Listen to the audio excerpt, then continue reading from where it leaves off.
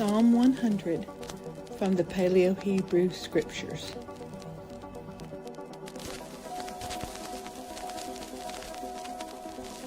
Make a loud noise. Shout for joy unto Yahweh the ever-living. Go to him before his face with a ringing cry of joy. Know him intimately and completely, for he, Yahweh the ever-living, is Elohayim. He has fashioned us, working by labor to produce us, and not we ourselves. We are his people and the small cattle of his pasturing. Go to him, and to his gate with confession, thanksgiving, praise, into his enclosure with hymns of celebration. Cast forth praise unto him, kneel and place a gift before him. Prosper his name. For Yahweh is beautiful, kind, upright, fair and agreeable. His hasad, desire and mercy, zeal and kindness, endure unto time of long duration.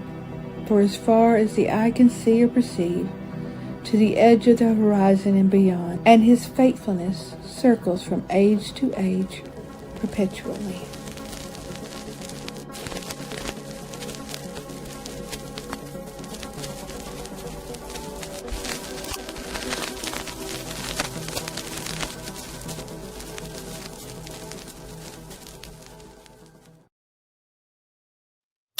Shabbat Shalom, everybody. My name is Noel Joshua Hadley. This is the Unexpected Cosmology, coming to you from somewhere in Germany, Eastern Germany, from somebody else's office. This is not my own office, in case you were curious about that. In fact, you can see behind me that right up there, whatever, in that general direction. You can see that he appears to be a Pink Floyd fan. I will tell you, from one record collector to another, that's not how you store your records. Just saying, if you don't want them warped. So usually you can tell when people just like the idea of records versus actually listening to them. People who listen to them don't store them like that. But Shabbat Shalom, everybody. We're here to talk about Leviathan tonight. I have been traveling across Europe for the last I don't know how many months now was it. I started last April, started traveling. We are in Germany now. I was able to go this week. I was able to go to Cologne. What a week it's been. Or maybe that was 2 weeks ago. I've lost track of time. We were able to go to Nuremberg and somewhere else. I don't know. But recently we went to Anne Frank's house. And of course, that was in the Netherlands. I've been doing a lot of kind of Nazi research recently. Some of you are like, well, I'm not going to be talking about that right now, but I did get to go to Nuremberg, where Miss Leni Riefenstahl, the famous Nazi quote unquote filmmaker, made Triumph of the Will, and I went to the courthouse where the Nuremberg trials were. This week I'm going to be heading out. I'm leaving Germany. I'll be going out to Poland, checking out the Auschwitz. I'll be checking that out. So maybe someday I'll give you guys a report on all that. I will say that I feel like I'm not losing the culture war, but I feel like I am losing the info war or the technology war. Now, just so you guys all know, Tuck has been shadow banned for years. I mean, it's been very apparent, at least 2, 3, probably since the very beginning. You know, in my past on this channel, I have committed some sins, which, you know, will haunt me for the rest of my life. And, you know, these sins are saying certain things that you're not supposed to say, that are not just politically incorrect to say, but actually, like, on every level, improper to say in the New World Order. And they are, you know, they're hounding me for it. And we're losing. If you notice on this channel, guys, like, we just need your cooperation and love to keep this channel going, to like this video. Of course, subscribe if you haven't already. It has been a little bit of defeating month for me. So you guys know that my desire is to help take care of the 2 widows that we support here, the women that are enrolled in our widows ministry, Pamela and Rebecca, both of whom are, Pamela tells me that she's cooking with Noel tonight. She's listening to this while she cooks. Both of whom are working on the paleo-Hebrew scriptures. Pamela is the translator and Rebecca is the editor. They could not do it without each other. It was an amazing pace. For those of you who were part of our Torah portions last year, that was the two of them working together that made that a reality. And we're getting ready to start it. We took a year off. I'm getting ready to start again in about 3 or 4 weeks, coming up here real soon. And it is pretty defeating that this last month I wasn't able to pay them anything. Now, I was able to, we did take out of our personal funds to give them something, but this is like pennies, guys. Like it, and I don't want to, for those of you who have been loyally giving, or even if you just popped in last month and helped support us, it is so appreciated. And I don't want anyone to feel discouraged by this, but I will say on my end, I feel like I am, I'm failing at providing for them. And just, I want to put this out there that, being mindful that there are people who email me and they're like, Noel, did you retire? I'm like, no, I didn't retire. I'm still doing this every week. And they're like, well, I don't see your videos anymore. I don't see them on YouTube. And I'm like, yeah, I know they're hiding it. There's people who try to listen live and they say that YouTube will not announce it, that I'm live, this kind of stuff. I think I told this story before. My wife, she got a YouTube, account, and she's only subscribes to 3 YouTube channels. I'm one of them. And she was telling me for the longest time, she finally can now, but for the longest time, she couldn't even find me on there. That's how bad it is. So just keeping all that in mind, guys, we need your love and support to keep this going. Leviathan. This is something I've been wanting to cover for quite a while now. In fact, last summer, when we finished the Torah portions, and I said I was going to do a line for line through Genesis, and we got stuck on the first chapter of Genesis for like 6 months. It was this, like, I described it as being in a vacuum or whatever. It's like I went into the abyss and I can't get out of it. And I'm just like, guys, I can't do this. Like, I will never get out of Genesis chapter 1. Well, I had a whole, like a clipboard, I just listed in one day, all the topics that I wanted to cover in Genesis 1. I never got to them all. This was one of them. Leviathan is there, wanted to cover it, never did. So in preparation for going back into the Torah portions very soon, here we are already in Genesis again. I usually start with the Lord's Prayer. I'm not going to do that this week. I'm going to start with Psalm 91. Now, the horror, Pamela, if you're watching this, I know you are right now, the horror of seeing this, I copied this over from her document, and for whatever reason, it did not translate the paleo-Hebrew. So I had to go back over here, and there it is there. For whatever, it's my bad, but there it is, Psalm 91. Of course, I can't read to you the paleo. That is what Pamela is translating from. She puts it there in all the Psalms books so that you could see it for yourself, do your own homework. And I'm going to open up with Psalm 91 tonight as a opening prayer. And before we talk about Leviathan, of course, this helps cover the subject. He will settle down to dwell in the coverts of Al-Ya'un, the Most High Al. And of course, Al would be short for Al-Hayam. Turn aside, weary traveler, rest, find lodging under the shadow of protection of Al-Shaddai. I will boast of Yahweh, the one to whom I flee. He exists, my mountain castle, my Alahaya. In his dwelling I will be surrounded, securely fenced in. He will snatch you away like plunder from ruin and destruction. He will deliver you from those who plot and plan, and from the net which they spread out to entrap you. You will escape from plague and death, and from the deep chasm beneath the covering of his wings, the interwoven pinion feathers, he will shut you in. Here you will go aside. You will take refuge like a barbed shield, like a buckler crafted of scaly dragon hide, the guards with prickliness and with piercing cold. His truth will protect you. You will not tremble with fear. You will not reverence the night terror, Leah Laha, who twist away from the light in the time periods between the rising of the sun until the going down thereof, from the arrow that flies, from the pestilence that walks in awful darkness. He lays waste with destructive acts of violence. The teeth of the destroyer appears at midday. He shall fall, the adversary. His troops, 1,100 in company, are cast down at your side. Thousands upon thousands die violently to your right side. Yet Nephal shall not approach near you. Only with your eyes shall you consider, shall you perceive the retribution against those who have left the correct path, the morally wrong, the condemned and guilty, because you have set in place Yahweh, who is your refuge, Yahuwah, who is my support, because you have determined Al Yaun as your dwelling place. You will not encounter misery. Calamity shall not happen to you. You will not be broken by distress. No spotted plague shall draw near unto the tabernacle of your home.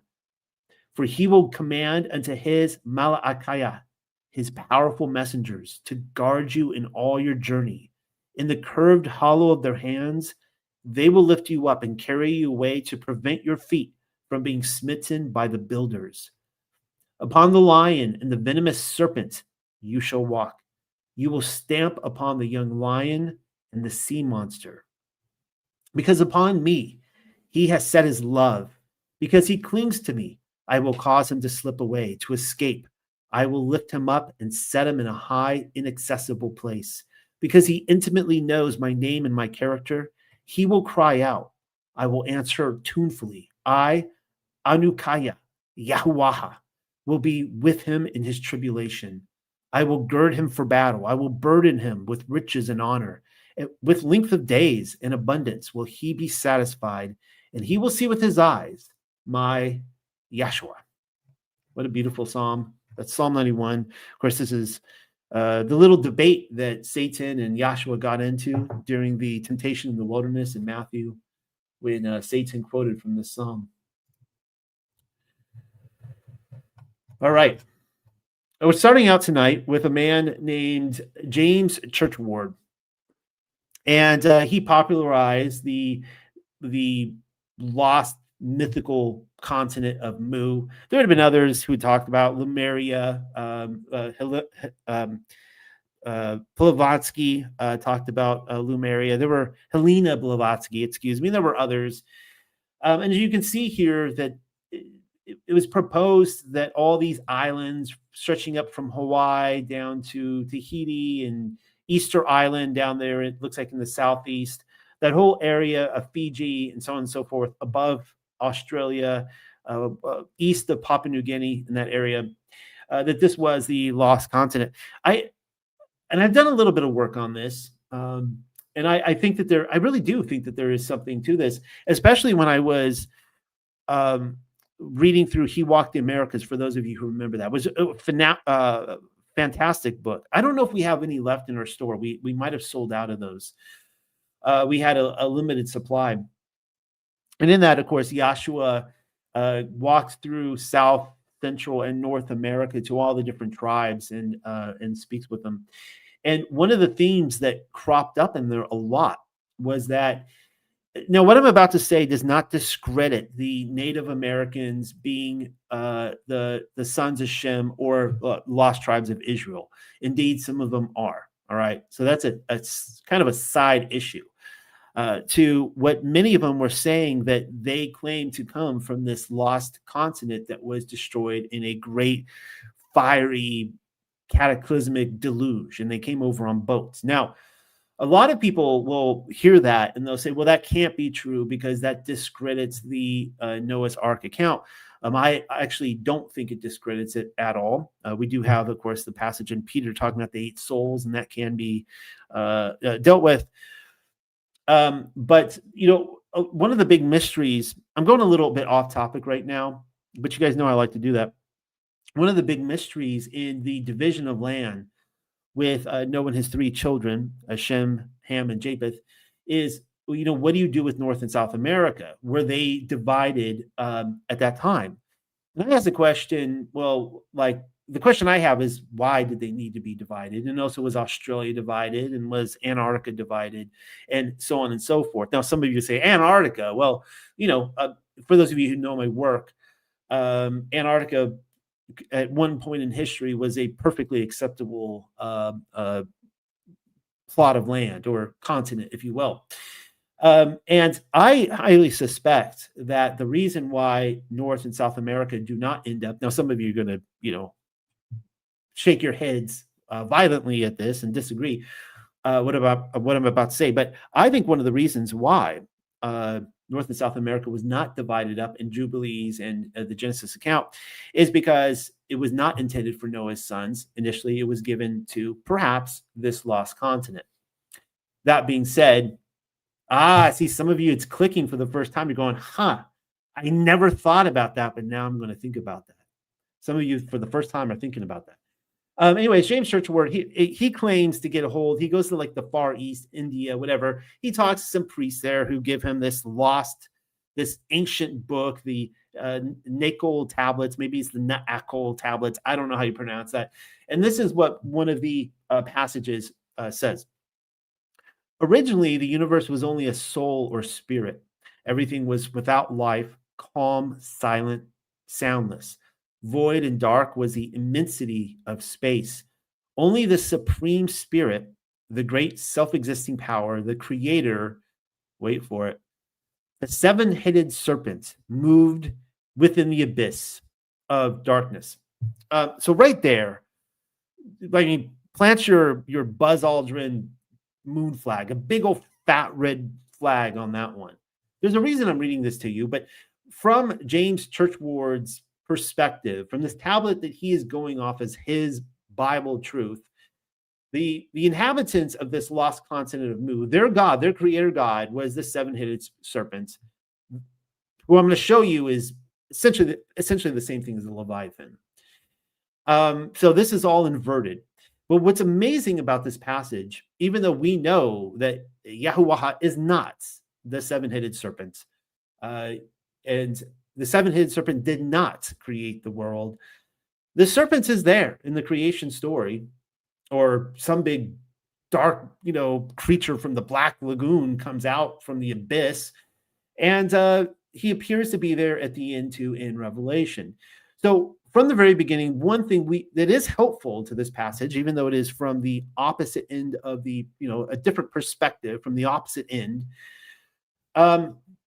And by the way, I think there is good evidence to show that the children of Cain and also the inhabitants of this lost continent did in fact worship this Leviathan creature. What was I going to say? It does shows one thing or another. I was going to make a point. Now I forgot it. So let's keep moving on.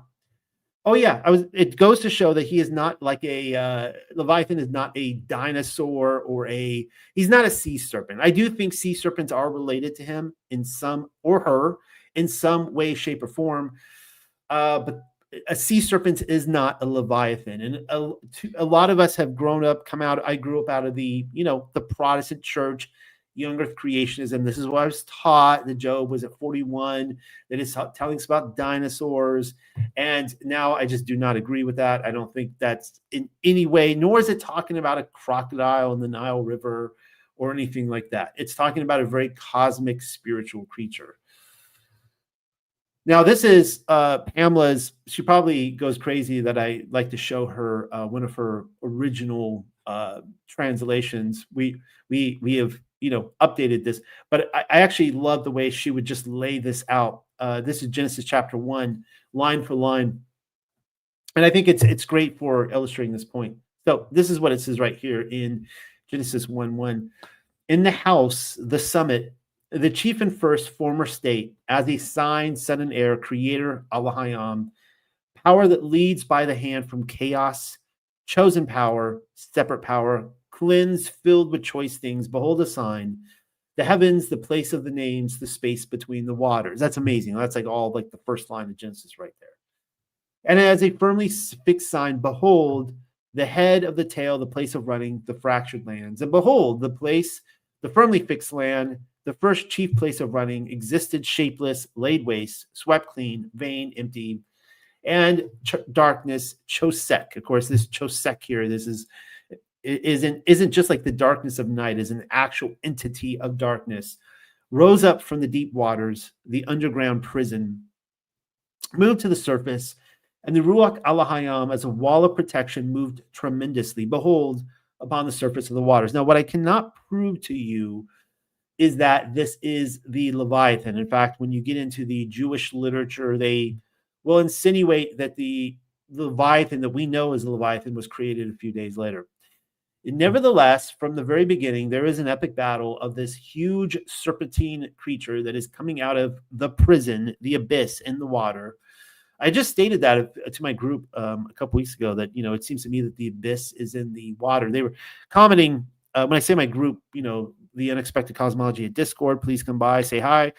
And there were people in there commenting that, isn't it kind of strange in Revelation where it says the sea gave up the dead in the land, right? Like they're all giving up the dead. And I said, well, I think that there's something about the ocean itself, the sea, that the dead actually go there. And I do think that that's where the abyss is. So we'll see that, at the beginning of time, end of time, there's this epic battle with a spiritual creature. This is Bereshith, Genesis 1:21. This is what it says. Elohim then said, let the waters be swarming with animal life, and let winged fowl fly above Ha'aratz over the face of the expanse, Ha-Shamayam. Now, the Ha'aratz would be the earth, Shamayam would be the heavens. And Elohim accordingly produced the monsters of the deep, the Thunu Yanum, or dragons, and the waters abounded with living Nephash, swimmers, and also produced every species of winged fowl. Now, is this dragon species, the Thunu Yanum? I think there's some modern translations they'll tell you they're whales. They don't really know what to do with it. They'll say, "Oh no, they're just talking about the whales." And Miss Pamela's like, "No, like in the original Hebrew, it is clearly a Thunu Yanum is clearly a dragon. It is not a whale. Nobody identifies a humpback whale or a sperm whale or a blue whale or name your whale, a sturgeon, whatever, as a dragon. That's not the same thing at all. There were clearly these dragons that were created in the waters, and I do think that this is lined up with sea serpents. If give me enough time tonight, and perhaps I will get there. This is what we read about Leviathan in Legends of the Jews. Now, starting out with Talmudic literature, here is a passage from Rashi on Genesis 1:21. So this is what some of the rabbinical Jews have to say. The huge creatures, the large fishes that are in the sea, and according to the statement of the Agada, that would be Bava Batra 74b, for all you chapter and verse people, it means here that the Leviathan and its consort, which he created male and female. He, however, killed the female and preserved it in salt for the benefit of the righteous in the time to come.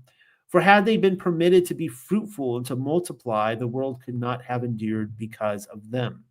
Now, from different, now this is really interesting because here we see what the rabbinical Jewish community is claiming that God himself, I would assume that they're talking about Yahweh here, that they could be talking about Elohim, maybe more like the Father, or maybe even more generically, not really sure.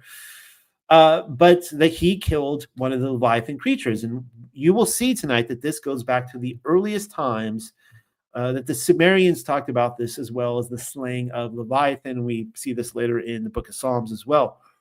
Where the tradition kind of parts ways is trying to figure out whether or not it was a male or female that was destroyed. There seems to be a general consensus that one of them was destroyed. Some people seem to think that the male survived, others the female survived. And we get into the same problems when we get into the phoenix, where some people just throw up their hands and go like, we don't know if the phoenix is a male or female, but it's one or the other. So this comes from Legends of the Jews. And Legends of the Jews, I don't need to introduce this to my general audience, but if anybody is signing in for the first time here, I do like to look at a lot of different books, a lot of source material, and I love Legends of the Jews. It's like the Reader's Digest, pretty much, of biblical literature and rabbinical literature. Those source Jubilees, Jasher, Talmudic stuff, all sorts of stuff. And this is what they have to say about the fifth day of creation. On the fifth day of creation, God took fire and water, and out of those two elements, he made the fishes of the sea. The animals in the water are much more numerous than those on land. For every species on land, excepting only the weasel, there is a corresponding species in the water. I guess there's no corresponding animal to the weasel, I guess. And now you know. And besides, there are many found only in the water. The ruler over the sea animals is Leviathan. With all the other fishes, he was made on the fifth day. So there you go, right there, right? I told you already that you're going to, if I'm going to be so bold as to claim that the creature from the Black Lagoon may be Leviathan, or at least in league with Leviathan, they are claiming he was created on the fifth day. With all the other fishes, he was made on the fifth day. Originally, he was created male and female, like all the other animals. But when it appeared that a pair of these monsters might annihilate the whole earth, okay, so this isn't, these creatures aren't just like, you know, people try to point out that it's, I can't even name all the dinosaur names, like the prehistoric, you know, I think in the new Jurassic World movie, that big old, like, green, I don't know, dinosaur eating creature in the ocean that was in the tank. It was like the Shamu of Jurassic World. I remember, you know, the creationists saying that that's what Leviathan is. Clearly, though, that two of those in the ocean would not threaten to destroy the whole world. These have to be so enormous that it's almost like the picture that when they move, the earth moves. So God killed the female.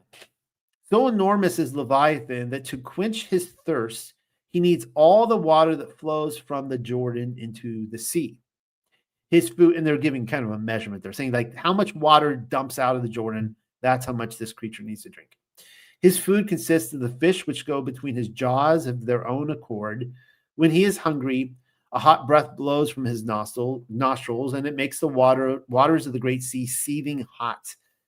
Formidable, though Behemoth, the other monster, this would be Behemoth, he feels insecure until he is certain that Leviathan has satisfied his thirst.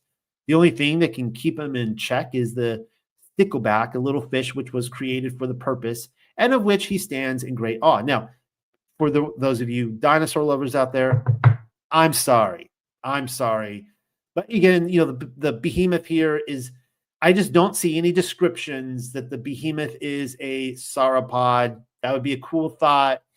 But he too is another very like epically mythological, if that's the right word to use, mystical, spiritual creature that cannot be seen with the naked eye, as far as I'm concerned. But Leviathan is more than merely large and strong. He is wonderfully made besides. His fins radiate brilliant light. The very sun is obscured by it. And also his eyes shed such splendor that frequently the sea is illuminated suddenly by it. No wonder that this marvelous beast is the plaything of God, in whom he takes his pastime. There is but one thing that makes Leviathan repulsive, his foul smell, which is so strong that if it penetrated thither, it would render paradise itself an impossible abode. The real purpose of so right there, they're giving it comparisons to with terrestrial paradise, but I think spiritual paradise as well. And this part is really interesting right here. And I'll be sourcing this. The real purpose of Leviathan is to be served up as a dainty to the pious in the world to come. Every time you hear the rabbinical Jewish community talking about the world to come, this is a reference to the Millennial Kingdom. The female was put into brine as soon as she was killed to be preserved against the time when her flesh will be needed. Now, point this out, in order for Leviathan to be consumed, Leviathan has to be a clean animal. So it's not just a spiritual animal, there's also a physicality to it. But of course, as you guys know, in order to be a clean animal, it's got to have scales and fins, which is what, by the way, sea serpents do have. The male is destined to offer a delectable sight to all beholders before he is consumed. When his last hour arrives, God will summon the angels to enter into combat with the monster. But no sooner will Leviathan cast his glance at them than they will flee. So this is such a powerful entity that even the angels are going to flee this thing, right? And dismayed from the field of battle. They will return to the charge with swords, but in vain, for his scales can turn back steel like straw. They will be equally unsuccessful when they attempt to kill him by throwing darts and slinging stones. These are the angels doing this. Such missiles will rebound without leaving the least impression on his body. Disheartened, the angels will give up the combat, and God will command Leviathan and Behemoth to enter into a duel with each other. The issue will be both will drop dead, Behemoth slaughtered by the blow of Leviathan's fins, and Leviathan killed by a lash of Behemoth's tail. Does this not sound like King Kong versus Godzilla or something like that? From the skin of Leviathan, God will construct tents to shelter companies of the pious while they enjoy the dishes made of his flesh. The amount assigned to each of the pious will be in proportion to his deserts, and none will envy or begrudge the other his better share. I don't know about you, but okay, maybe I'm just not really into seafood all that much. But I don't look at somebody's plate with fish and go, yeah, I'm really jealous. You got more fish than me. I'm going to send in a complaint to the chef on that one. I don't know what Leviathan tastes like. That it's I just can't get enough of this Leviathan. Oh yeah, just give me some more. And even if I'm extra pious, I guess I'm judge, and I get a huge, my wife will back me up on this. She'll be yeah, you'll give it to the kids. Be yeah, you can, kids, you can have some Leviathan. I took 2 bites and I'm good to go. From the skin of Leviathan also, God will construct tents to shelter companies of the pious while they enjoy the dishes made of his flesh. I think I just read that, but the skin that is made for tents, this is sukkah tent, sukkot, when the righteous dwell in temporary dwellings with Yahweh himself. The amount assigned to each of the pious will be in proportion to his deserts, and none will envy or begrudge the other his better share. What is left of Leviathan's skin will be stretched out over Jerusalem as a canopy, and the light streaming from it will illumine the whole world. That is really interesting. Something I never picked up on when I wrote the book on the hidden wilderness, where I talk about the terrestrial paradise, an actual continent on this greater earth that is lit up, not actually needing the sun. And what is left of his flesh after the pious have appeased their appetite will be distributed among the rest of man to carry on traffic therewith. So after all the righteous have had their fill of Leviathan, there's going to be enough of this to go around to apparently feed the rest of humanity. So this is a mighty big beast. And that comes from Religions of the Jews there. I don't think I need to read the rest of this. I think that was enough information. So Leviathan, of course, predates Hebrew scripture. And that's a bit of it's a fair statement, maybe a bit of an unfair statement too, when we consider the Melchizedek priesthood and, Sethites getting into that. And, everything came off the ark. Either you believe or you don't. And I believe that the Bible is true. Nevertheless, Leviathan does have a tradition going back to Sumerian text and the Baal cycle. No, I don't want to, teach you the Baal cycle. That's not what I'm here to do, but just to inform you that it is there and that it does tie into some biblical stuff, especially as we're talking about the beast. So these are, I'm not even sure on the context of how old these clay tablets are. Very old, Abraham or older. And you can clearly see a 7-headed, let's see, what is this? 1, 2, 3, 4, 5, 6, 7. There you go. 7-headed serpent, dragon. You see it here as well. And this might be Baal right here slaying him. I'm not 100% certain about that. But this is what we do read in the Baal cycle, the 2 different passages. When you killed Lotan, the fleeing serpent, annihilated the twisty serpent, the potentat with 7 heads. The heavens grew hot, they withered. Now, this is Baal that is claimed here to have killed Leviathan. And it doesn't say Leviathan in that passage, but I'm going to show you it is in the next passage, and he is attributed to having 7 heads. So this is right here. Have you forgotten, Baal, that I can surely transfix you for all that you smote Leviathan, the slippery serpent, and made an end of the wriggling serpent, the tyrant with 7 heads. The heavens will burn up and droop helpless, for I myself will crush you in pieces. I will eat you. That's a pretty violent passage. Again, not going through the Baal cycle tonight. And of course, I wasn't there. I'm not saying that the Baal actually killed Leviathan, but Baal claimed to have killed Leviathan, according to the Sumerian text. And of course, because I believe the Bible is true, I'm going to take Yahuwah's testimony as true. It is shown, he has shown himself to me to be true. And this is what it says in Psalm 74:14. You broke the heads of Leviathan in pieces. And notice that's plural there, not just the head. It doesn't say the 7 heads, but it does say more than one head. It is plural. You broke the heads of Leviathan in pieces and gave us food to the people inhabiting the wilderness. Now that's fascinating right there in and of itself. I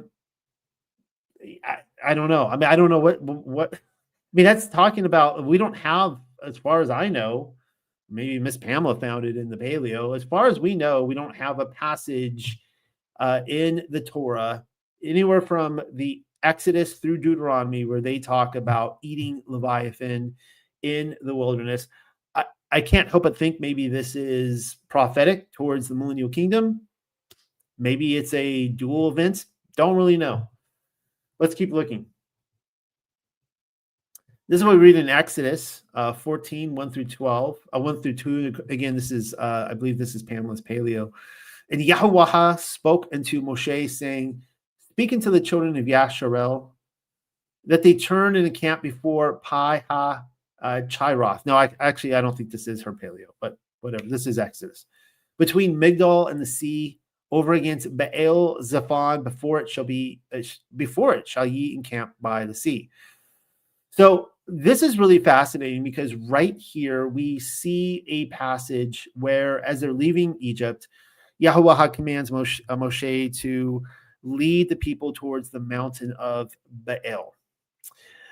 And of course, as you guys know the story, Pharaoh sees this as an encouragement, even though all the gods of Egypt have been, I can't say all the gods, but the major gods of Egypt have been judged and the plagues have been given. He sees this as an encouragement that he still has Baal on his side.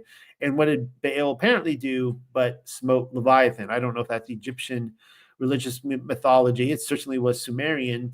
And so this is where he charges after him. This is, of course, a popular picture here of Yahuwah, or they would say Jehovah, I guess in this picture, slaying Leviathan. But right here is the probable Exodus route out of Goshen or Egypt or Ramses over there, all the way over to, as you can see, Sinai in the Saudi Arabia, and there is the crossing site. You guys have all seen this before. Maybe there's somebody the first time they've never seen this before, but there's, the chariot wheels and other things have been found right at the crossing site. It's exactly where they should be, where the Egyptians fell in. But specifically, what I wanted to show you, this is not what I wanted to show you. I'm going to go back to that picture there. Oh, look, there's more chariot wheels and all that kind of stuff. All right, so right here this is, of course, the beach where they were at, and this is the, where is it? I can't find it. I had the picture here for you, but whatever. This is the mountain of Baal right over here. All right, so it's really fascinating how from there you can look out across the Red Sea, and that little thing right there is the real Mount Sinai. That little tiny speck right there, but they actually face each other. I think that's crazy that the mountain of one of the holy mountains, there's 4 holy mountains, I believe. There's Mount Zion, there's Sinai, there's Ararat, and then help me with the other one. I can't remember at the moment. Somebody out there can shout it or put it in the comments. They're all mentioned in Jubilees. But here is Yahuwah's holy mountain, and it's staring at the mountain of Baal. And I almost think that there was like some sort of, there was obviously a judgment here on Baal. But if you haven't noticed, the point I'm trying to make here is that Baal claims to kill Leviathan. Leviathan is in the ocean. Yahweh has his people cross the ocean on dry land, and they're not hurt by Leviathan. And then who is hurt by Leviathan or the waters is the Egyptians who worship Baal. Kind of interesting.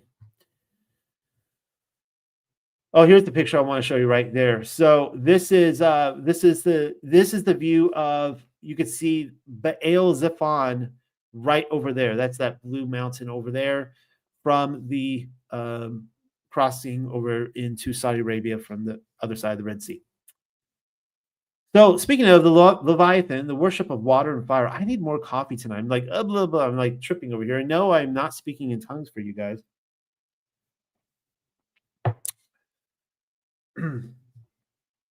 This is an interesting passage right here that comes from the book of Lamech of Cain and Leviathan. I can't, I don't know if it's a legitimate book or not. It is a fascinating book, and it's one of those recently come to light books over the last 5 to 10 years that actually it connects with a lot of biblical literature and kind of fills in some pieces. And this is one of the things we read. And Lamech and Yuval the giant. So this is the Lamech from before the flood, one of the sons of Cain. And Lamech and Yuval the giant then sacrificed to ... to Leviathan. And they taught the sons of Cain and Seth how to pass their children through the waters to Leviathan. Why is this fascinating? Because we know that later on in history, after the flood, I'm going to get to these passages, people would pass their children through the flames to Moloch. Why would they do this? Well, there might be a number of reasons. There are different theories on this. A lot of times, people, a lot of the popular theories is that parents would do it selfishly and of course murderously, but selfishly for their own gain. Maybe it's like generational curses or things like this, or getting riches or land wealth or whatever. It could be all those might very well be true. But if we look at actually Homer, who may have the oldest known record of passing a child through the flames, he seems to describe it for the immortalization rights of the child itself. Like they believe that by passing this baby, this is a horrible picture we're looking at here, but by passing this baby into the flames, that they were actually doing the baby justice, and that this child could become like a god status, that it could circumnavigate the judgment to come, which is the lake of fire. So before the flood, according to this book in the book of Lamech of Cain, they knew that the flood was coming. The waters were coming to judge them. And if they passed their children through the waters to Leviathan, that they believed that either they or maybe the child itself would indeed not be hurt by the flood waters. Obviously, this didn't work. This is what we read in Recognitions of Clement 130. In the 17th generation, Nimrod, I'm assuming they're the first, Nimrod the first, reigned in Babylonia and built a city, and thence migrated to the Persians and taught them to worship fire. So we know that the worship of fire, according to this passage, came through Nimrod and not before. Then we read this in Ecclesiastes Targum. This would be some more of that Jewish literature. Abraham, who is the poor youth, and in whom was the spirit of prophecy from Yahweh, and to whom Yahweh was known when 3 years old, and who would not worship an idol. Then the wicked Nimrod, who was an old and foolish king, and because Abraham would not worship an idol, he threw him into the burning furnace. And a miracle was performed for him from Yahweh the world, and he delivered him from it. And even after this, Nimrod had no sense to be admonished not to worship the idol which he worshipped before. I could give you a few different. This comes from Ecclesiastes Targum 4:13, and I can give you a few different passages where it describes Abraham being thrown into the fire. Now, in this case, they were hoping that. I'm not sure all their ambition. I mean, obviously, they were angry that Abraham was not going to worship their idols.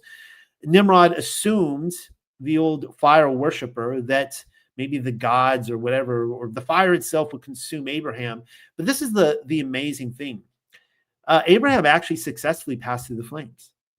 Amazing, right? Like Yahweh is like, hey, by the way, These flames, this lake of fire that you're trying to avoid, you're going to be burnt up in it.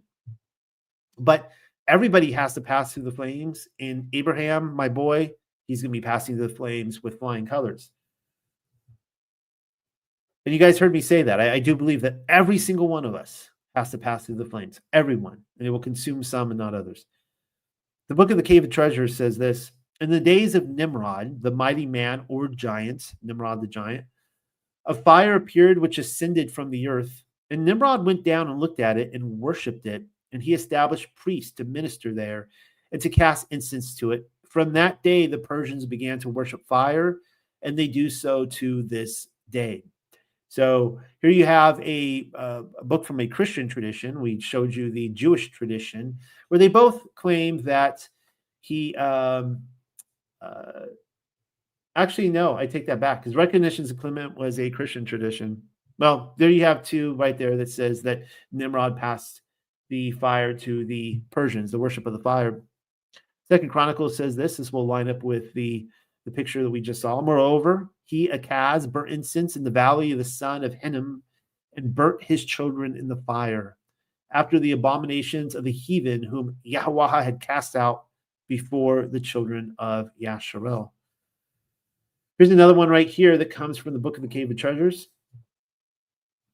And Nimrod went to Yakdorah of Nod, and when he arrived at the lake or sea of Atras, he found there Yontan, the son of Noah. What? So this is a fourth son of Noah, if I'm reading this right. I've theorized on who this, it doesn't actually say his fourth son, by the way. But obviously, this is not Japheth, Shem, or Ham. I have theorized on why this was, and the possibility that Noah and his wife did have more children after the flood, but before the sin of Ham. And Nimrod went down and bathed in the lake, and he came to Yontan and did homage unto him. And Yontan said, "Thou art a king, dost thou homage unto me?" And Nimrod said unto him, "It is because of thee that I have come down here." And he remained with him for 3 years. And Yontan taught Nimrod wisdom and the arts of revelation. And he said unto him, "Come not back again to me." And when Nimrod went up from the east and began to practice the art of divining, very many men marveled at him. And when Idhasher, or Artisher, and question mark there, the priest who ministered to the fire that ascended from the earth, saw that Nimrod was practicing these exalted courses, he entreated the devil who appeared in connection with that fire to teach him the wisdom of Nimrod. And as the devils were in the habit of destroying those who came nigh unto them by sin, the devil said unto the priest, "A man cannot become a priest and a Magian," that'd be like a magi, "until he hath known carnally his mother and his daughter and his sister." And Adhashur, the priest, did this. And from that time, the priest and the Magians and the Persians take their mothers and their sisters and their daughters to wife. This is what Ham attempted to do, or actually what he did do, at least with his mother. We don't know if he was successful with his sisters by any account. But this, of course, comes from Nimrod as well. And this goes into the cultus Semiramis of, marrying his mother, right? His wife was his mother. The writings of Abraham 18:3 says this: "Moreover, Nimrod was instructed in all the secrets of the evil combinations by his father Cain, for Cain had not perished in the flood." You guys know I've covered this in the past, but I'm showing you here that it talks about like devils coming up and this kind of stuff and spirits. But according to this, one of these so-called devils, these demons, was Cain himself. The reason why he wasn't destroyed in the flood was because he was a type of, you could call him a Nephilim in the sense that Satan was his father. So his body was destroyed, but his spirit wandered. And his, up until, after Sinai times, when they were wandering through the wilderness, apparently Cain was still a living, breathing spirit, if you want to frame it that way. We don't know if he was judged by this point in history, millennial kingdom time, or if he is still leading Freemasonry to this day. Don't really know. The Baal cycle, I already covered that there. All right, so this is getting more into the writings of how am I doing on time? I think I'm doing good on time. All right, the writings of Abraham, chapter 13. And in case you're curious, what I'm doing here is I'm making a connection between the judgment of water, flood, judgment of fire afterwards, showing the transition, showing how they worship Leviathan beforehand. He was the god of the old world, the god of Mu, Lumeria, so on and so forth. But he is still a spiritual force to be reckoned with during Revelation times. So this comes again from the writings of Abraham, chapter 13. No, this is not. People confuse this all the time. This is not the same book that is found in the Mormon Bible. Okay, they have. I have read the book of Abraham in there. People confuse the two. Are there some similarities? Yes. While Naamah was yet a child, great consternation fell upon the seed of Cain. For Arad, the son of Enoch or Hanok, the son of Cain, had become a member of the secret combination and privy to all of its secrets until one night when Yahweh appeared to him in a dream, saying, Irad, thou hast done evil instead of good, and hast followed after Satan rather than Elohim or Allahayam. Wherefore I shall destroy thee in thine house when I send in the floods upon the earth. So right here you can see this is a pre-diluvian account. And what's great about this passage, of course, this is basically saying that he is kind of the Masonic, the Freemasons of the day, and he actually tells him to release their secrets, the sons of Seth. I think you're going to see this right here. But Irad was pricked in his heart and pled with Yahweh to show mercy and preserve his seed through the great flood. Seeing that his penitence was true, Yahweh said to him, Irad, if thou wilt repent and reveal the evils of the secret combination unto the sons of Seth, I will have mercy upon thee, and I will join thy seed unto the seed of Seth, that it may be preserved through the great flood. Wherefore, Irad went forth and began to reveal the secrets of the sons of Cain unto the sons of Seth. And Lamech, being master Mahan, a play on the word master mason, being master Mahan at the time, found Arad sitting in his garden with Joram, the young son of Arad, and he slew him. So now you have the context on this right here, why he slew. Thus Lamech slew Arad for the sake of the oath of the secret combination, and he slew Arad's son with him. I don't want to, give too much commentary on that. I'm kind of building a case. My regular viewers know all about this story up the wazoo. Nevertheless, I do think that a lot of the reveals that we get, the intel drops, things like that, we have such a negative kind of connotation of spooks and, boots on the ground agents, things like that, shells, so on and so forth. And I cover them a lot in my papers that I write. Nevertheless, you do have individuals like this out there who, I guess we'd call them whistleblowers. That's the more positive spin that we put on it.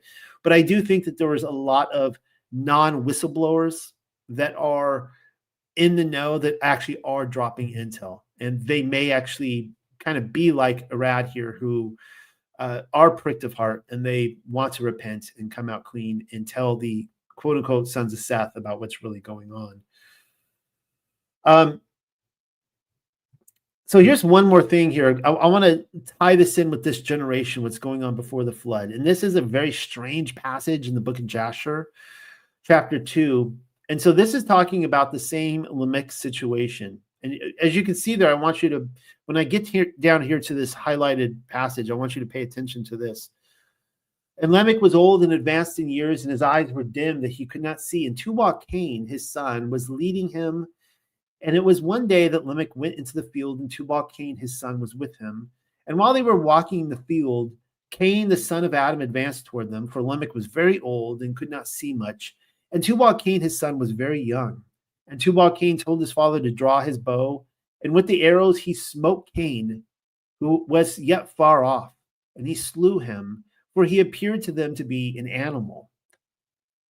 And that right there, of course, is fascinating in of itself, that Cain looked like an animal, even though he was kind of blind, still nevertheless. I mean, why did like other people not look like animals, right? Why didn't you just go around slaying all the people out there because they were animals? And the arrows entered Cain's body, although he was distant from them, and he fell to the ground and died. It almost makes him out like he's like a woodwose, like a wild man.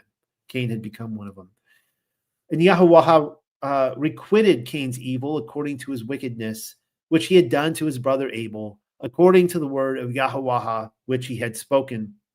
And it came to pass when Cain had died that Lamech and Tubal went to see the animal which they had slain. And they saw, and behold, Cain, their grandfather, was fallen dead upon the earth. And Lamech was very much grieved at having done this. And in clapping his hands together, he struck his son and caused his death.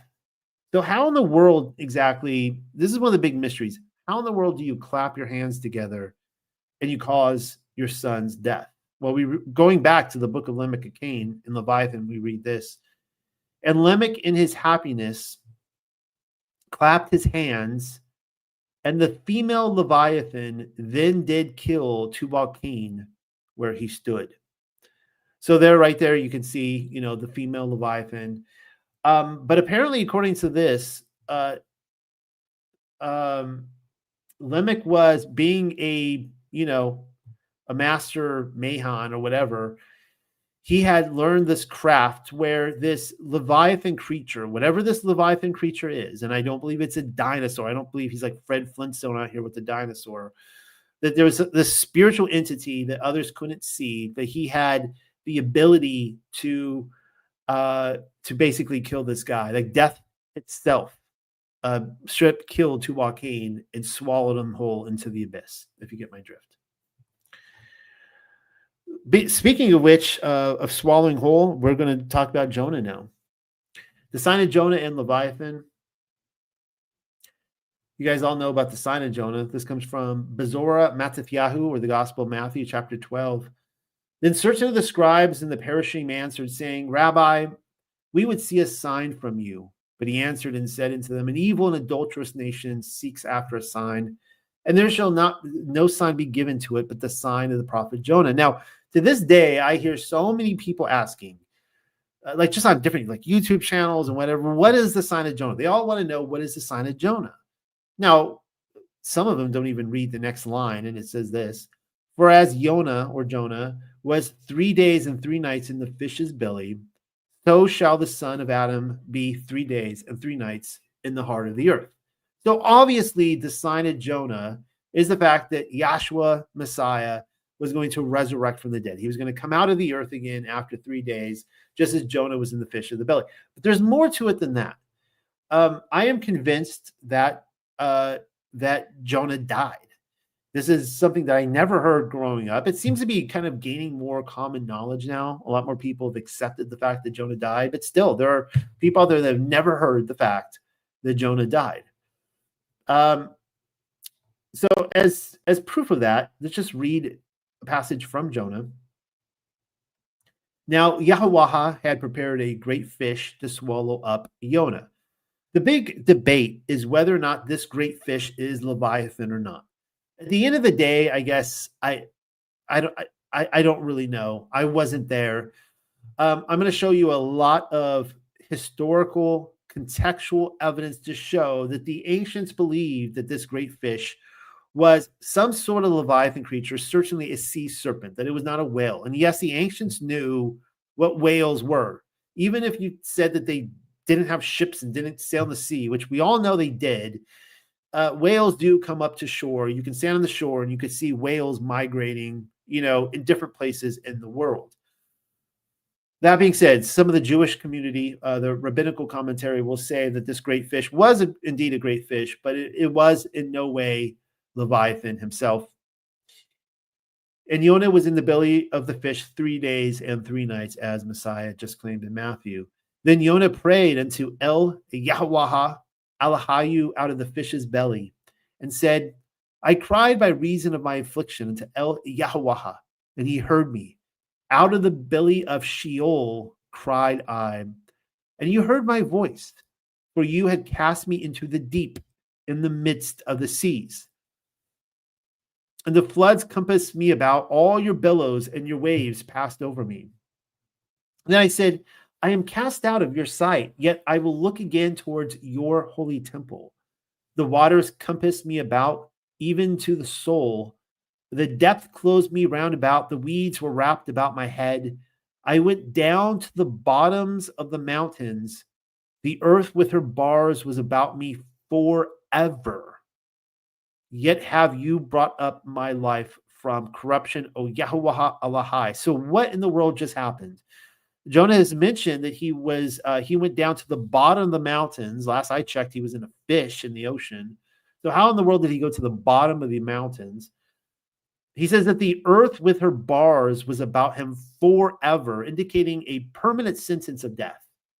And yet his life was brought up from corruption. This is a reference, as far as I'm concerned, to a resurrection. Just as Messiah's body was brought up from corruption from the earth, he too was brought from corruption. And he says up here earlier, you can still see right there, out of the belly of Sheol.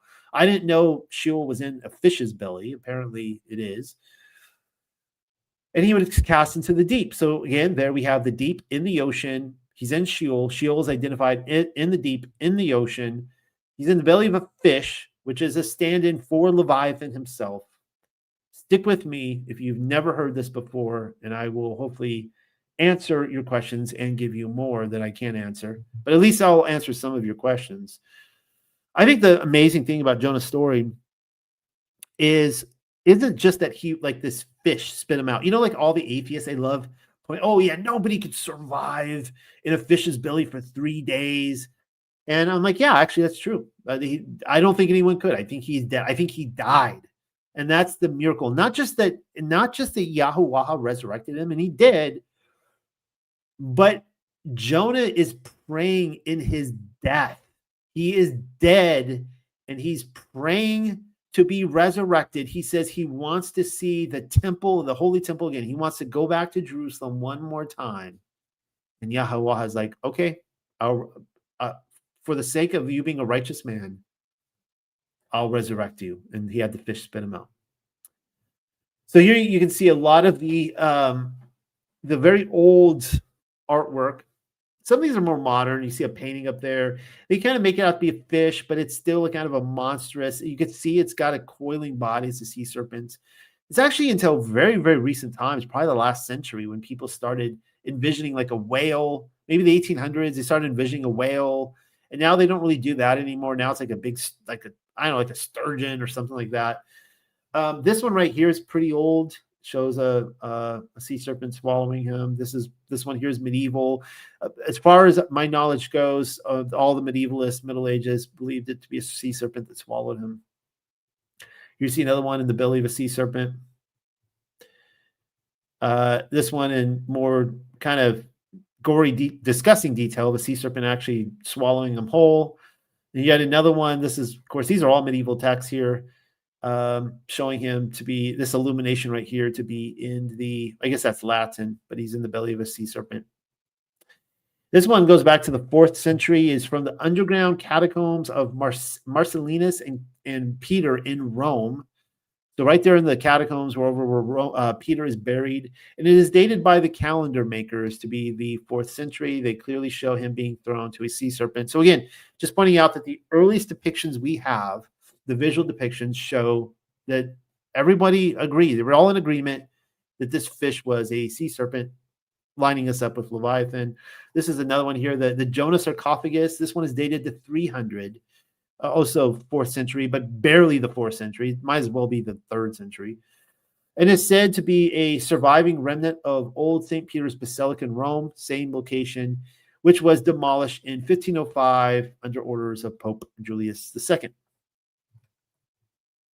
And referring to Psalm 16:10 here, for you will not leave my soul in Sheol, neither will you suffer your Holy One to see corruption. This is a prophecy of Yahshua himself, that his body did not see corruption. He did resurrect. However, this is the sign of Jonah as well. That he said, this is the one sign I'm going to give you, the sign of Jonah.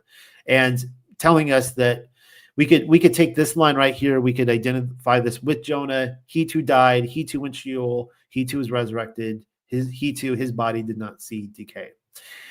This is a pretty cool map here that I actually discovered not that I discovered it. It wasn't like I went in the janitor's closet and pulled it out. I mean, it was up on display. But this is at Dover Castle in England. They say that, William the Conqueror personally built the tower at Dover Castle, like in 1000-ish, 1100. And the Mappa Mundi, which is, I got to see this actual map is like in some library. You can see it in England. I didn't get to see it, but I saw like the perfectly almost like restored identical map they put up in its place. It was beautiful to look at. And I spent, I don't know, 20 minutes, probably 20 minutes just looking at it. And I just kept finding new details and new details and new details because it was a huge map. I mean, this was really big. And let's see if I can zoom in on this for you guys because there's something I want to show you down here at the bottom. It took me maybe like 10 minutes of looking at it of course, you see Noah's Ark right there. All the medievalists, they all put it right there as a pilgrimage site. They knew where it was. Of course, there's Jerusalem over there. You even see Lot's wife there as a pillar right there at the Sodom and Gomorrah site, which you can still see to this day. But now here's a sea serpent here. Nevertheless, this is a big sea serpent-like a creature right here, and that is Jonah's feet sticking out. I finally saw that, and I was like, wow, that's amazing because they pit. This is the Pillars of Hercules right here. This is Spain and Portugal, and of course France and England right over here. But I have put forward the theory. It's not my own theory. Many people this theory that Tarsus is right here. They discovered it to be right precisely where Plato described Atlantis. Keep in mind, Tarsus was probably, assuming the timeline is legitimate, that Tarsus was destroyed by the time Plato came along for a few generations, which is about when he describes it coming down from a few generations. But they found the rings right here in Portugal. And I suspect that's Tarsus, but that's kind of cool that they show him going out that way. Some of you are gonna be like, nah, Tarsus is like over by India or whatever. There's different locations for it. That's fine. Everyone has their opinion about it. I'm just saying that these map makers at this time felt that he was going out right about there on his way to Tarsus. And he hadn't quite made it there yet when the storm came and he was thrown into the ocean. Now I have to shrink this down again, or else I'm never going to see the whole page.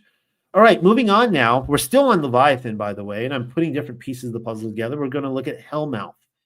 Hellmouth was a popular depiction that was during the Middle Ages. I haven't updated my research on this. I have photos at my disposal of going into cathedrals and seeing depictions in stone of Hellmouth.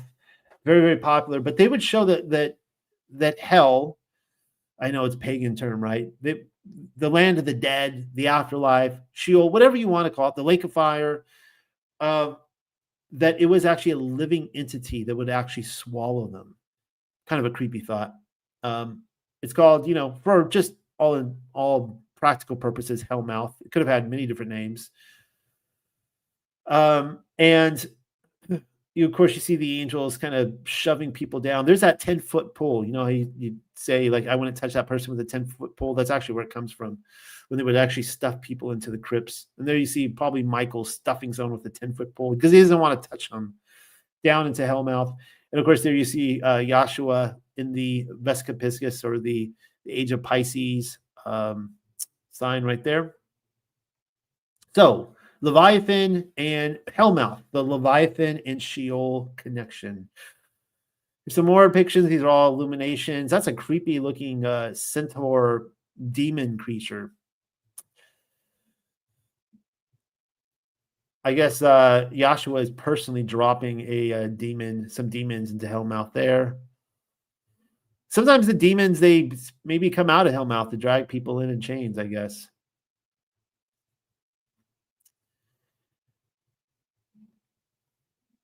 Let's see, you can see I have pages and pages here. Just moving on. All right. I'm going to be looking at 3rd Baruch. And this is what Baruch, he's going through the 7 layers of heaven, and this is what he sees. And he showed me a plane and a serpent, which appeared to be 200 plethora in length. I don't know what that is, but that's massive.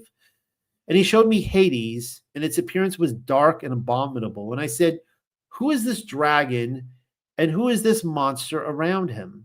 And the angel said, the dragon is he who eats the bodies of those who spend their life wickedly, and he is nourished by them. And this is Hades, which itself also closely resembles him, in that it also drinks about a cubit from the sea, which does not sink at all. So we already read that the Leviathan drinks the water of the sea. We already read that.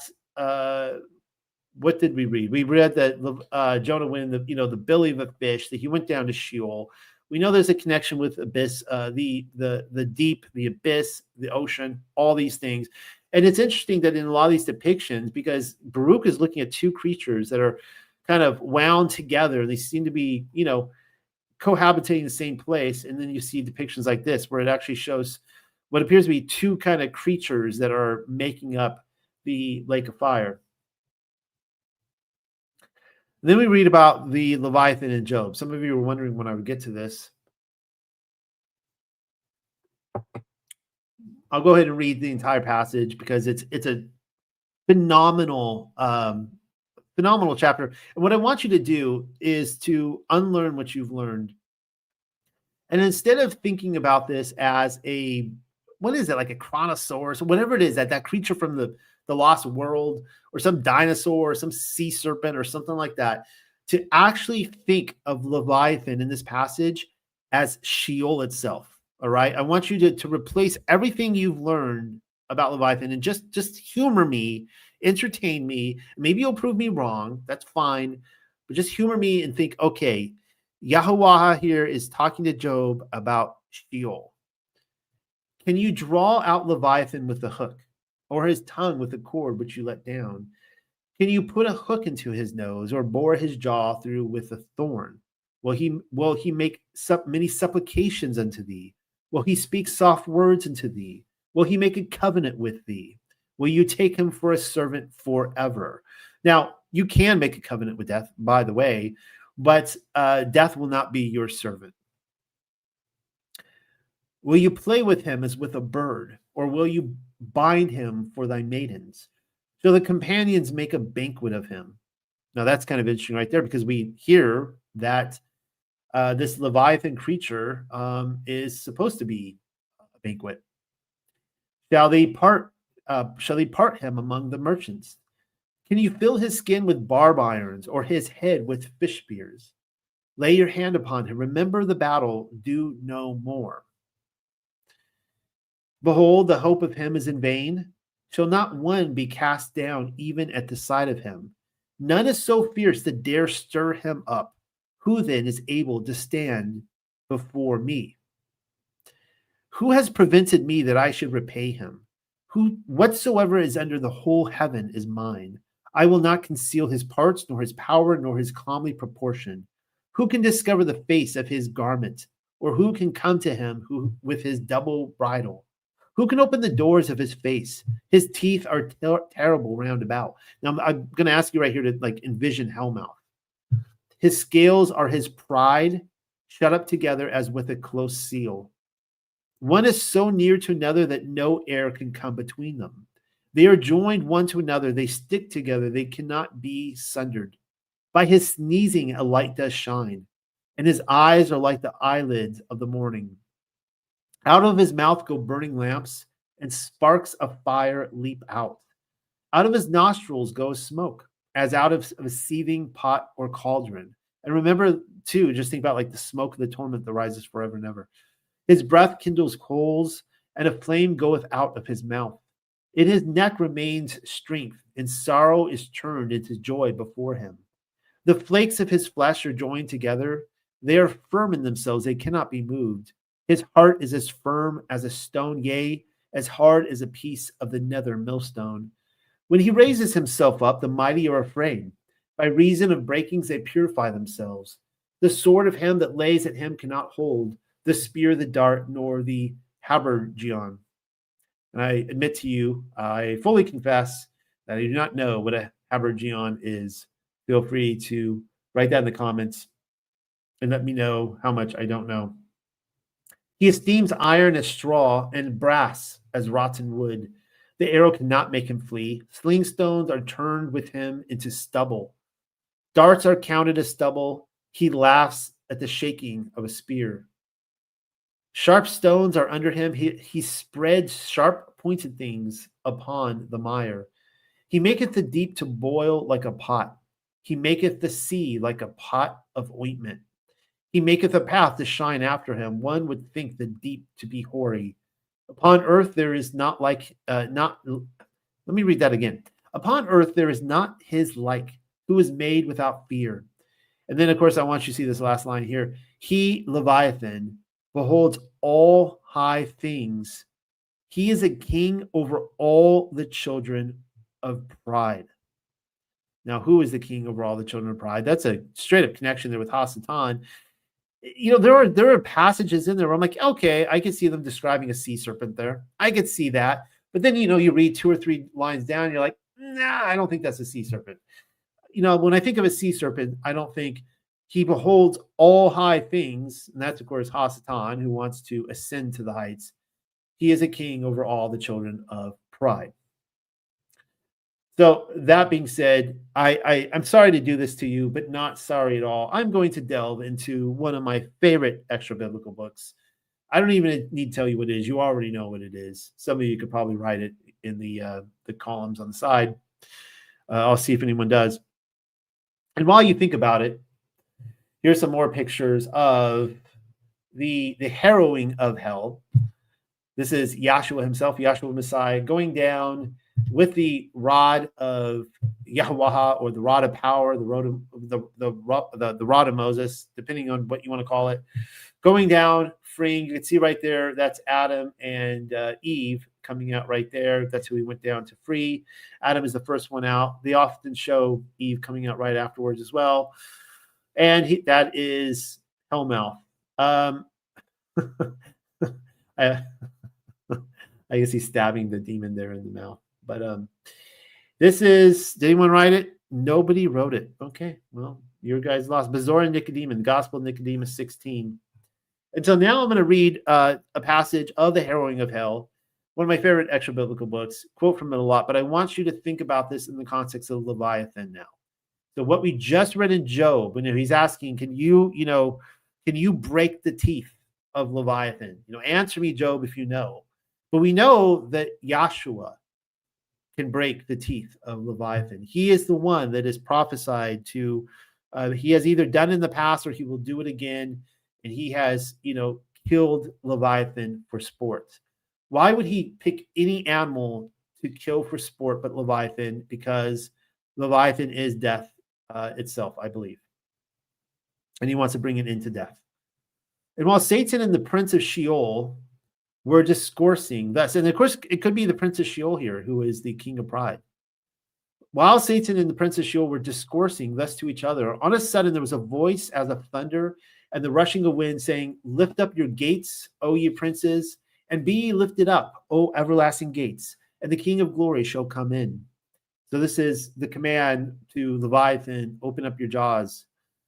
When the prince of Sheol heard this, he said to Satan, depart from me and be gone out of my habitations. If thou art a powerful warrior, fight with the King of glory. But what hast thou to do with him? And he cast him forth from his habitations. And the prince said to the impious officers, shut the brass gates of cruelty and make them fast with iron bars, and fight courageously, lest we be taken captives. And when all the company of the saints heard this, they spoke with a loud voice of anger to the prince of Sheol, open thy gates, that the King of glory may come in. And the divine prophet David cried out, saying, did not I, when I on earth, truly prophesy and say, oh, that men would praise Yahweh for his goodness and for his wonderful works to the children of men. For he hath broken the gates of brass and cut the bars of iron and shut in sunder. He hath taken them because of their iniquity, and because of their unrighteousness they are afflicted. After this, another prophet, namely holy Yeshayahu, spoke in like manner to all the saints. Did not I rightly prophesy to you when I was alive on the earth? The dead men shall live, and they shall rise again who are in their graves, and they shall rejoice who are in earth, for the dew which is from Yahweh shall bring deliverance to them. And I said in another place, O death, where is thy victory? O death, where is thy sting? When all the saints heard these things spoken by Yeshayahu, or I put there Isaiah, they said to the prince of Sheol, open now thy gates and take away thine iron bars, for thou wilt now be bound and have no power. Then there was a great voice, as of the sound of thunder, saying, lift up your gates, O princes, and be ye lifted up, ye gates of Sheol, and the King of glory will enter in. The prince of Sheol, perceiving the same voice repeated, cried out as though he had been ignorant, who is that King of glory? David replied to the prince of Sheol and said, I understand the words of that voice because I spoke them by his Ruach. And now, as I have above said, I say unto thee, Yahuwah strong and powerful, Yahuwah mighty in battle, he is the King of glory, and he is Yahuwah in heaven and in earth. He hath looked down to hear the groans of the prisoners and to set loose those that are appointed to death. And now, thou filthy and stinking prince of Sheol, open thy gates, and the King of glory may enter in, for he is Yahuwah of heaven and earth. While David was saying this, El Elyon appeared in the form of a man and enlightened those places which had ever before been in darkness, and broke asunder the fetters which before could not be broken, and with his invincible power visited those who sat in the deep darkness by iniquity and the shadow of death by sin. Of course, that is Gospel of Nicodemus 16. I could keep reading, and you guys know he empties out Sheol and carries them with him. This is going back to Job again. This is what Job prophesies in chapter 19. As for me, I know that my Redeemer lives, and at the last he will take his stand on the earth, even after my skin is destroyed. Yet from my flesh I shall see Allahayam, when I myself shall behold, and whom my eyes will see, and not another. My heart faints within me. Of course, this is the prophecy of his resurrection, that Yahshua would come, and even though he has seen decay, he has been destroyed. Right there, we know that Yahshua himself would not see decay. Job 19. Okay, I have a little bit of time left. I'm going to not jump into too much 70 AD stuff today because it gets really complicated really quick. Having to go through all the records, and I don't want to give commentary on Revelation tonight. That's really not my goal. Nevertheless, I do want to point out to the elephant in the room. Of course, here's some pictures of the seven-headed serpent. Let me count here. Let's see. We got 1, 2, 3, 4, 5, 6, 7. Okay, there we go. Does this guy have 7 heads? 1, 2, 3, 4, 5, 6. Oh, there's a 7th head on the tail. Okay. Whew. I was a little concerned. They're like, wait a second, but they creatively, they made the creative decision to put his head on his tail. Leviathan in 70 AD. So we know that in Revelation 13:1, and I stood upon the sand of the sea and saw a beast rise up out of the sea. So what beast rises up out of the sea, right? Having 7 heads and 10 horns, and upon his horns 10 crowns, his horns 10 crowns, and upon his heads the name of blasphemy. So we already saw with Sumerian literature, other things like that, we saw that Leviathan clearly has 7 heads. Now, it is interesting to note that there were initially 7 kings of Rome, starting with Romulus. Romulus, and who was raised by the wolves with his twin brother. And then you go through to Numa, Pompilius, Tullius, Incus, Lucius, Servius, and Lucius, for all you history buffs out there. And those are apparently the first 7 kings of Rome. And then there is, of course, right there, Romulus and Remus being nursed to health by the wolf who raised them, apparently. At Palatine Hill, the first king of Rome.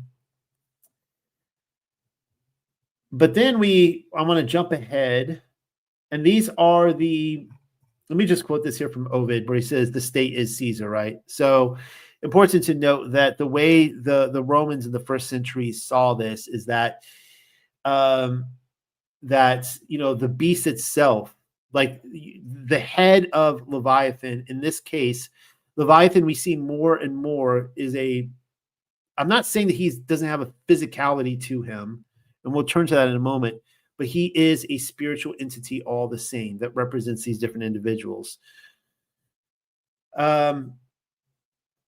Here's what Revelation 17 says. And here is the mind which has wisdom. The 7 heads are 7 mountains on which the woman sits. And there are 7 kings. 5 are fallen, 1 is, and the other is not yet come. So again, the 7 heads are representative of many things, but including 7 kings. And the state is Caesar, according to Ovid. So here are my proposal for the 7 heads of Leviathan that were fulfilled in Revelation. You have Julius Caesar, you have Octavius, who he became Augustus, the Caesar who Yahshua was born under, Tiberius, Caligula, Claudius. Then you get to the big baddie Nero, and notice how he scratched out these other Galba, Otho, and all this. Close but no cigar. Some people are going to cry foul at that. I think this is a pretty common preterist position. And then Vespasian and Titus. Now, let me count here. 1, 2, 3, 4, 5, 6, 7, 8 heads. I did that on purpose. What happens is that Nero was the head that was crushed. He was the big baddie, the Antichrist. Though I don't believe he was the. They were all kind of Antichrist figures. Well, in fact, they all were Antichrist figures. Nero was the lawless one, but Vespasian and Titus were the father-son duo were really, really important. So what happened was that when Nero, almost basically brought an end, like Rome, the Romans were like, this is the end of the empire, right? He's destroyed us. And Nero, in his folly, he wasn't just going after Christians in Judea and that area. He was going all the way over to Britain, and he was warring with them over there, the Christian communities. Not a lot of people know about that. There was a huge war that went over in Britain, and the Christians were actually spared by him miraculously over there as well. There was an intercession that came into play.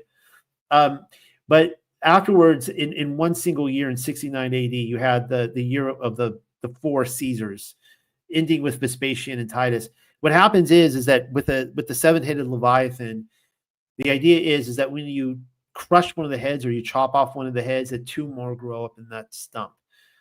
You can't destroy Leviathan. That's the whole point, which is why when the head was wounded, 2 more cropped up, Vespasian and Titus, in the same kind of socket there.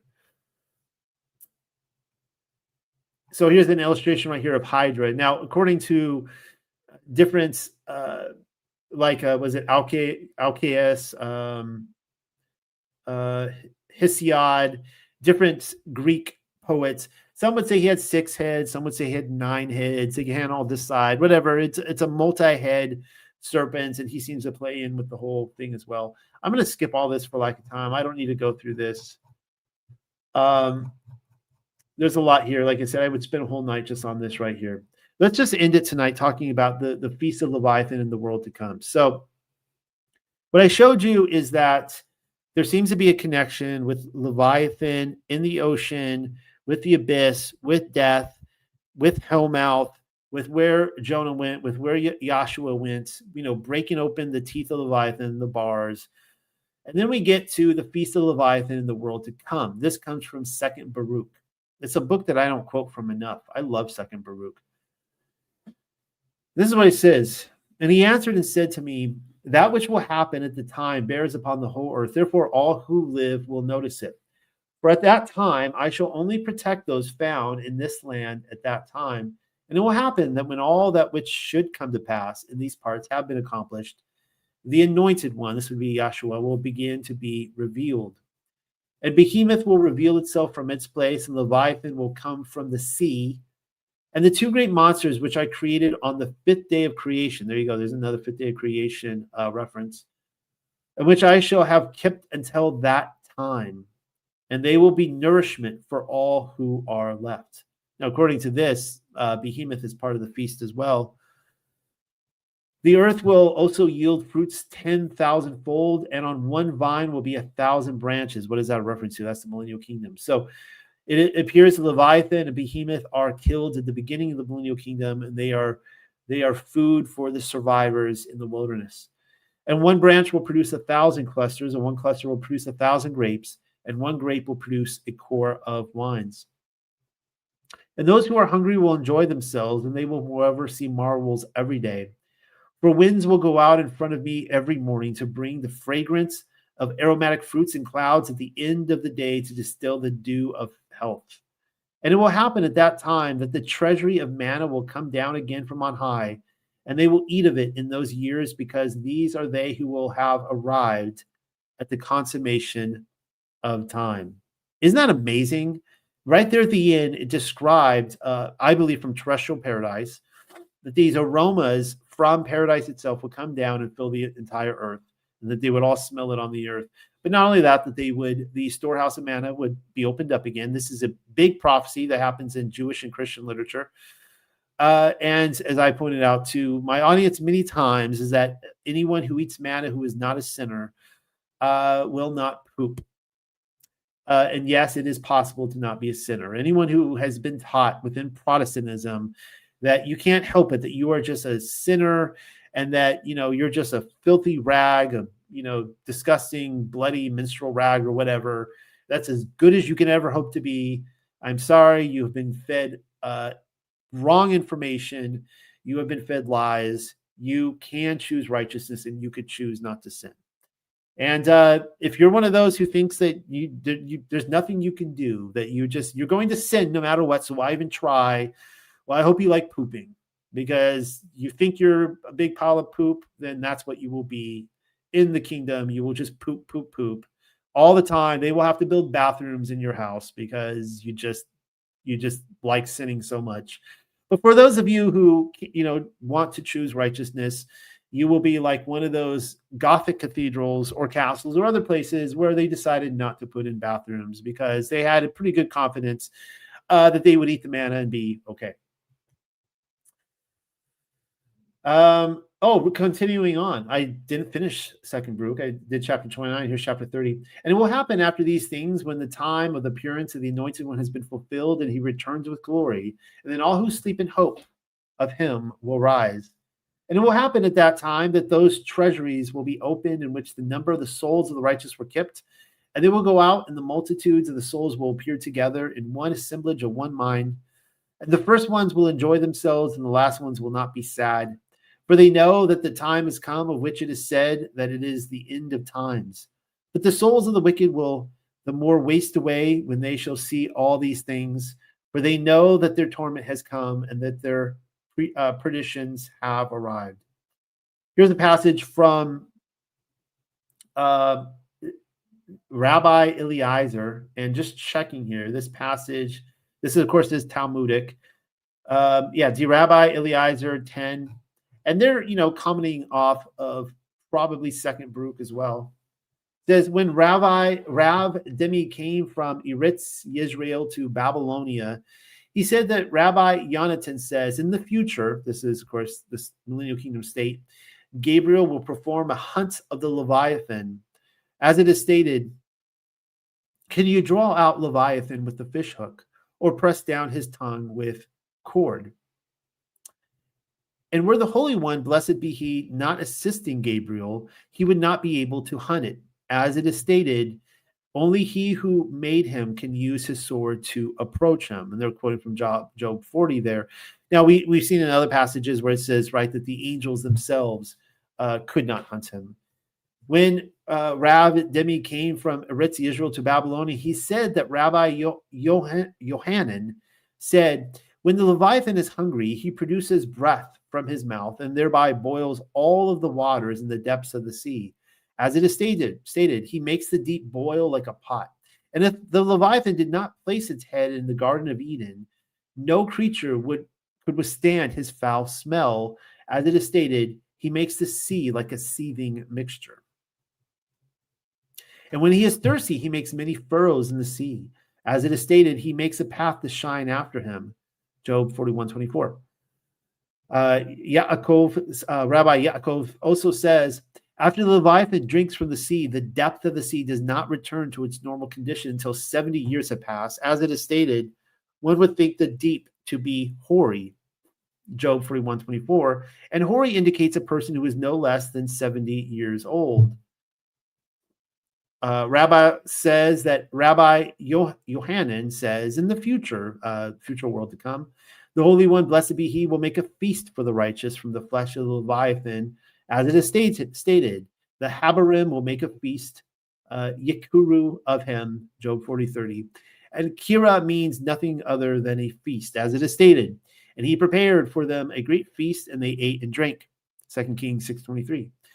And Habarim means nothing other than Torah scholars, as it is stated, you that dwell in the gardens, the companions, hearken for your voice, caused me to hear it. I'm wondering how much more of this I need to read tonight. Actually, no, there is a couple good passages in here. And with regard to the remainder of the Leviathan, they will divide it and use it for commerce in the markets of Jerusalem. As it is stated, they will part him among the Canaanim in Job 40:30. And Canaanim means nothing other than merchants. As it is stated, as for the merchant, the balances of deceit are in his hand. He loves to oppress. Hosea 12:8. And if you wish, say that the proof is from here, whose merchants are princes, whose traffickers are the honorable of the earth. A couple more here. In the future, the Holy One, blessed be he, will prepare a sukkah for the righteous from the skin of Leviathan. As it is stated, can you fill his skin with barbed irons? If one is deserving of being called righteous, an entire sukkah is prepared for him from the skin of the Leviathan. If one is not deserving of this honor, a covering is prepared for his head, as it is stated, or his head with fish spears. I think that's enough of that there. I actually, you can kind of see where Legends of the Jews is sourcing that from. Now, about 2 or 3 weeks ago, I was on with Jenna during one of my JC plus Y Thursday night episodes, and I was talking about the mysteries of the cathedrals. If you have not seen that, check it out. I think it was one of my better episodes. Gave a lot of my personal insight as I went around looking at cathedrals. And when I was at Westminster Abbey, I was about to say Winchester, but when I was at Westminster Abbey, I noticed this amazingly beautiful floor. Right now, you are not allowed to walk on it. There are times recently where they would allow tourists to remove their shoes and walk kind of barefoot on it. This was, of course, at the wedding of Prince William and Kate Middleton.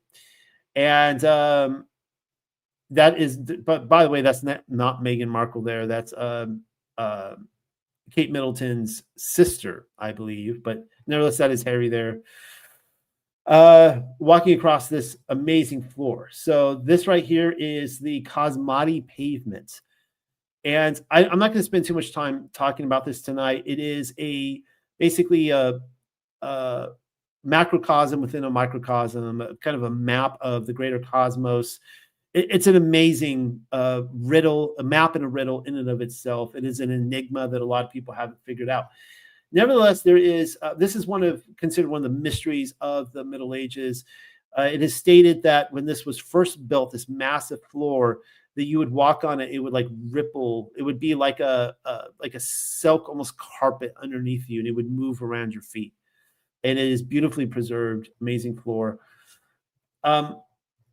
But in this right here, they talk about, they give a riddle in there, and it talks about the history of the world. The world surmises, or it ends up being a 25,800 year. No, I'm sorry. That's something else. The floor is, 19,683 years old is what they say, that the entire course of the earth. And at the time I was with Jenna, I was like, if I talk about Leviathan, it was kind of in my mind to do so, I'm going to bring this up because they say that the life of a sea serpent is 6,561 years. Kind of interesting. If we're connecting sea serpents to Leviathan, it is the oldest creature on here. Now, I can't make sense of why a raven lives 729 years, an eagle 2,178. I don't know if that's like some sort of spiritual connotation. It does say the life of a man is 81 years, which seems pretty legit. Life of a dog, 9. Life of a horse, 27. I'm following those numbers. I'm not sure about the stag, raven, and eagle, but it says the universe itself is 19,683 years old, and that the sea serpent is 6,561. So how does that play out with the Millennial Kingdom? I think that that's really fascinating there. If there is this idea that the Leviathan was, killed at some point during the Millennial Kingdom. A couple more points before I end the night. This is from a 17th century a science textbook. I actually have this an actual original, not the original sketch, but an original 17th century sheet from a book in my possession, which I love. Showing this to be, they just show these different, like kind of like oar and eelfish and things like that. And look, there's a sea serpent right there as a legitimate creature. A few years ago, I did a 3-part series showing all the documentation from the 17 and 1800s of sea serpents, and going back to the 1600s. And it's really interesting that when the curtain went up on the Millennial Kingdom and we entered the little season, everyone has different theories on this. You guys know I'm kind of 1500-ish on this, that the sea serpents were everywhere. And there was a lot of commonalities in the sightings. First of all, they did have scales, they did have fins, and they would only be seen usually in the summertime in very warm and calm waters. No ripples, no waves, nothing like that, no storms. It had to be glassy waters. It was very peculiar conditions, and usually high up north too, which I also find very, very fascinating. There were sightings down in like China. There were sightings in maybe like that area, like Philippines, whatever. But it was almost all way up in Norway, Sweden, high northern ocean, which you wouldn't think that in those cold conditions, that's where the sea serpents would be. But there might be something about that. Maybe they were migrating. Maybe they're going to the other end of the earth. And I think that they're still alive in the greater realm, just they're no longer in our part of the world. So there was a lot of sightings of sea serpents. There seems to be some sort of connection with the Leviathan there. Maybe they were children. I don't really know. I don't have all the answers. I've given you different pieces of the puzzle. Why am I showing this from the Never-Ending Story? Actually, there wasn't a puppy in the Never-Ending Story. But come on, that's adorable there. Don't you want to ride a puppy like that? I want to ride a puppy like that. Return of the Leviathan. I'm going to end on this passage tonight. So we have gone through history. We've gone from the creation week with the creation of the male and female Leviathan. One of the two Leviathans was slain. One of them lived on. It's a massive creature that between that and the behemoth could destroy the whole world. The Leviathan is hunted down and finally killed and destroyed at the Millennial Kingdom. And is this also the Sheol itself that is thrown into the lake of fire? I don't really know. But here's where we have the return of the Leviathan, the creature from the sea. Enoch was shown a vision of the coming deluge. Yahweh said, "My servant Enoch, you must warn the wicked generation that I intend to keep my promise. I will destroy every creation in the land, for they have corrupted all that I have made." And Enoch said, "Who will survive, my Adonai?" And Elohim said, "I have a chosen vessel that will carry on the pure seed of righteousness. You will be taken before this great destruction comes. Warn the infidels." Enoch went out to the multitude and said, "Behold, Yahweh is coming with 10,000 of his holy ones to mete out judgment to all those who are ungodly. You have sinned a grievous sin and forgotten the creator of the worlds." After he said this, the multitude took up arms to kill him. Talk about a crowd turning on you. I've had crowds turn on me, but that's pretty intense. Actually, it did happen to me this one time. That's another story for another time.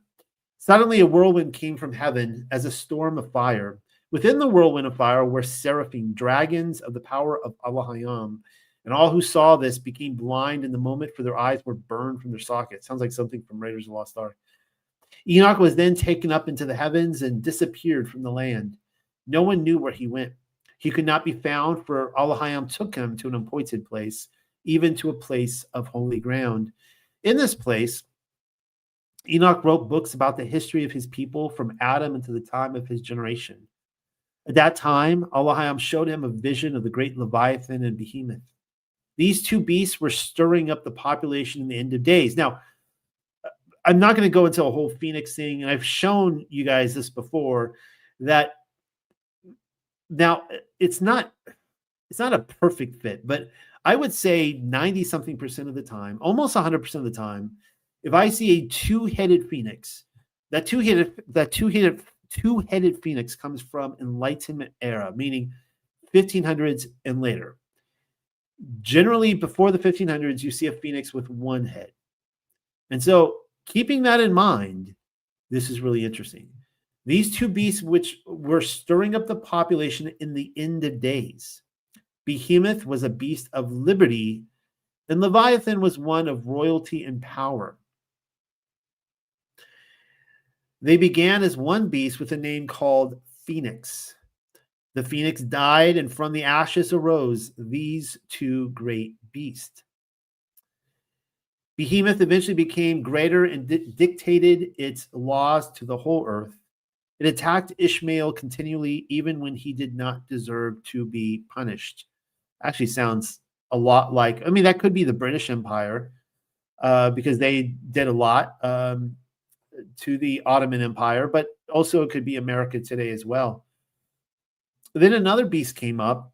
It awoke from a slumber. The beast was a dragon-like beast with 10 horns, returning to reclaim its 2 severed heads. That is Leviathan and Behemoth. The two beasts fought for a while, but gave in afterwards. Now the dragon-like beast was again whole, and it ruled the whole earth. It placed its seal upon the multitude until one like the Son of Man came and destroyed the beast. After this vision, Enoch was afraid and stricken with awe. It came to pass that Noah entered the ark, and Elohim fulfilled his will. So I think this right here is referring to, I mean, the question is that if Leviathan was destroyed before the Millennial Kingdom, and people ask this question for a lot of things, the sons of Cain and, so on and so forth, just fill in the blank.